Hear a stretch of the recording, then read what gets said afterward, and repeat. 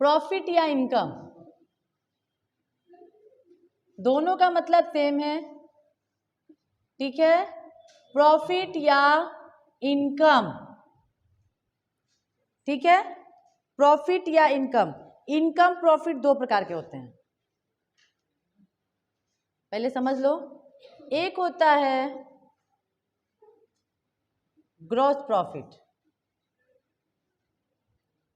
और दूसरा होता है नेट प्रॉफिट। अंतर बता सकते हो?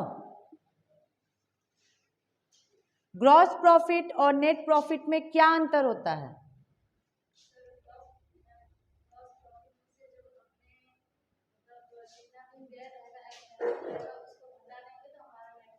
हाँ, ग्रॉस प्रॉफिट जो होता है कि जैसे किसी प्रोडक्ट को हमने परचेज किया कितने में, 15,000 में, सेल किया 20,000 में, यही है। तो हम लोग प्रॉफिट निकालने के लिए, ग्रॉस प्रॉफिट निकालने के लिए क्या करते हैं, सेल किए हुए प्राइस से परचेज प्राइस क्या करते हैं, माइनस कर देते हैं। कितना आया, तो ये क्या हो गया, ग्रॉस प्रॉफिट, ठीक है।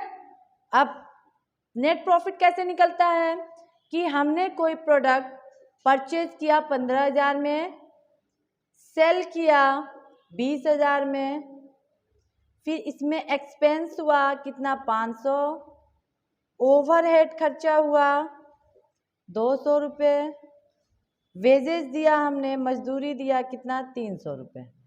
आप सेल किए गए प्रोडक्ट में माइनस करेंगे परचेज, माइनस करेंगे एक्सपेंस कितना है 500, माइनस करेंगे ओवरहेड और माइनस करेंगे 300, कितना आ जाएगा, 4,000 रुपये। ये क्या हो गया, नेट प्रॉफिट।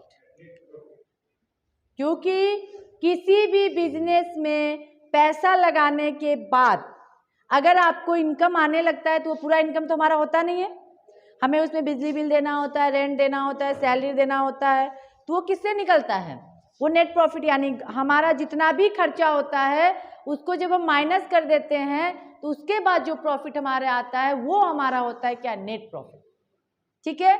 उससे पहले हम एक अनुमान जब लगाते हैं कि हमने 2 लाख का सामान खरीदा और बेचा हमने 4 लाख में, तो 2 लाख हमने प्रॉफिट माना, तो उसको क्या मानते हैं, ग्रॉस प्रॉफिट। पर उसमें से सारे खर्चे माइनस करने के बाद हो सकता है हमें 90,000 बचे या हो सकता है 1,20,000 बचे, तो वो जो बचता है वो हमारा होता है नेट प्रॉफिट।